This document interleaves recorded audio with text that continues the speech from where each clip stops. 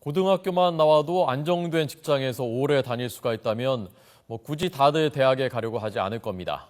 정부가 이런 방향으로 유도하기 위해서 오늘 대책을 발표했습니다. 자세히 알아보겠습니다. 송태엽 기자.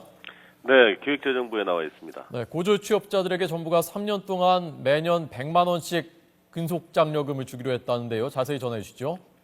네, 정부의 이번 대책은 주로 고등학교 졸업자인 24세 미만 청년들의 취업 시기를 앞당기고 한 직장에 오래 다닐 수 있게 하는 데 초점이 맞춰져 있습니다.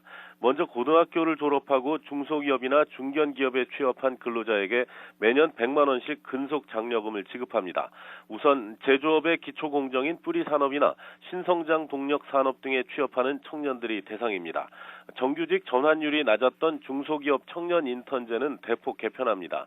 인턴 훈련 기간에 기업에 주는 인턴 지원금은 3개월간 60만 원 한도 내에서 임금의 50%까지만 보전해주는 방식으로 현행보다 줄입니다. 반면 인턴을 마친 뒤 취업한 근로자에게 주는 취업 지원금은 제조업 생산직의 경우 300만 원까지 올리고 지급 대상을 전 업종으로 확대합니다.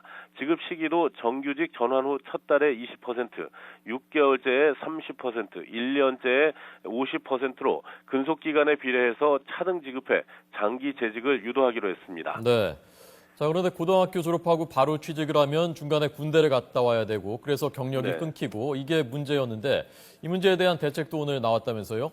네, 그렇습니다. 남성의 경우 군 입대로 인한 경력 단절을 막기 위해서 입대 전 취업 교육을 통해 맞춤 특기병으로 입대할 수 있게 할 계획입니다.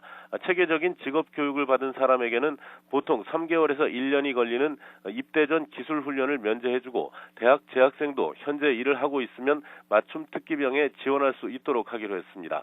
맞춤 특기병은 올해 처음 시행하는 제도로 올해 1,000명으로 시작해서 앞으로 5,000명까지 늘릴 계획입니다. 제대한 근로자를 재고용하는 기업에 고용 장려금을 지급하는 것도 고용 유지와 경력 단절을 막기 위한 겁니다. 고용 기간 2년이 넘은 뒤부터 매달 최대 25만 원씩 2년 동안 정부가 기업에 고용 장려금을 지급합니다. 군복무를 마친 근로자에게는 최장 5년 동안 근로소득세의 50%를 감면해 줍니다. 또 고졸 중소기업 재직자에게는 세금이 면제되는 재형저축 의무 가입 기간을 3년으로 줄여 조기에 목돈을 마련할 수 있도록 돕기로 했습니다. 네. 자, 그리고 고등학교 나온 다음에 직장과 대학을 함께 다니거나 아니면 직장 다니다가 나중에 또 대학 갈 수 있는 이런 기회도 늘리기로 했다면서요. 네, 그렇습니다. 우선 한국형 도제 시스템이라고 할 수 있는 일학습 병행 기업을 올해 1,000개 선정하고 오는 2017년까지 10,000개로 늘리기로 했습니다. 일학습 병행 기업은 기술 경쟁력이 높은 우량 중소기업 중에서 선별됩니다. 정부와 함께 체계적인 교육 프로그램을 마련해 특성화고 졸업자나 전문대 재학생이 임금을 받으면서 고급 기술을 익힐 수 있도록 돕게 됩니다.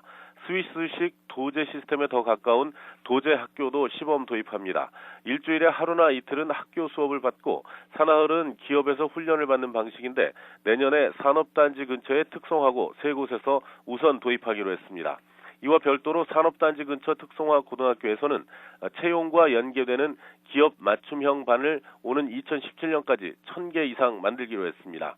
진학보다 취업을 선택한 학생들이 차후에도 상급 학교에 진학할 수 있도록 정원 외의 재직자 특별 전형 대상을 늘릴 예정입니다. 또 상당수 대학이 이미 도입한 채용 조건형 계약 학과를 늘리고 사내 대학의 설립 요건을 완화해 줄 방침입니다. 한마디로 말해서 이번 대책은 양질의 교육과 직업훈련 기회를 제공하고 정부가 임금을 보전해주고 또 군입대로 인한 경력 단절을 최소화해서 청년들에게 굳이 대학에 가지 않고 먼저 취업해도 되겠다는 동기를 부여하자는 게 목적입니다. 지금까지 기획재정부에서 YTN 송태엽입니다.